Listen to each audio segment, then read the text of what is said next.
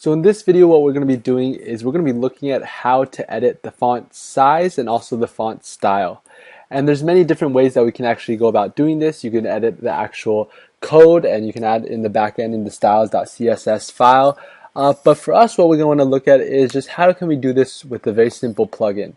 And there's many different plugins out on the market. The first being Use Any Font and the second being Easy Google Fonts. And these are just two that I selected that were very good. There's actually probably over a dozen that they actually made, but these are the two best ones. The ones that we'll be actually using, or the one that we will actually be using, is Easy Google Fonts.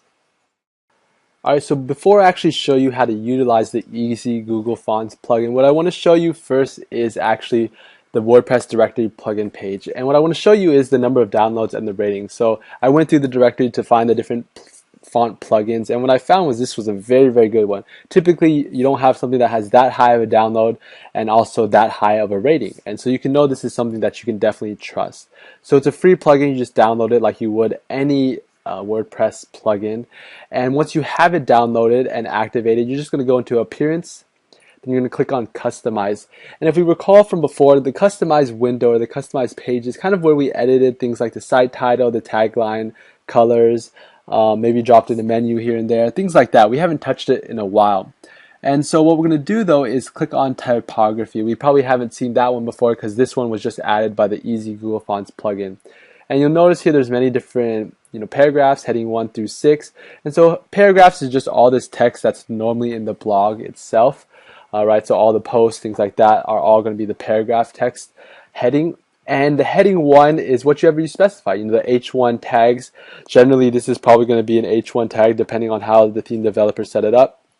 But yeah, you would specify. Remember when you actually, change the different styles to your text, you can add heading 1, heading 2, heading 3 as the options. And that always depends on the actual theme that you're using. So some may have heading 1, 2, 3, 4, 5, 6. Some may only have 1. Right? But I know that everybody should have at least a paragraph style. So what we're going to do is click on Edit Font here, and it's going to be editing this thing right here. So what we're going to do first is the scripts and subsets. So we're just going to click on Latin if it's going to be in English, and we're going to click on Font Family, and we're just going to browse through any of these, right? So you can just find which one looks best to you. I think the best way though, since there's literally hundreds of Google fonts, just Google up Google fonts and browse through them, and you'll be able to find the name, right? Let's just say I think I found one that I kind of liked, that I thought was somewhat interesting. Let's just go with this one, Cherry Swash. It's kind of, got that more, interesting look to it, kind of like a old penmanship style.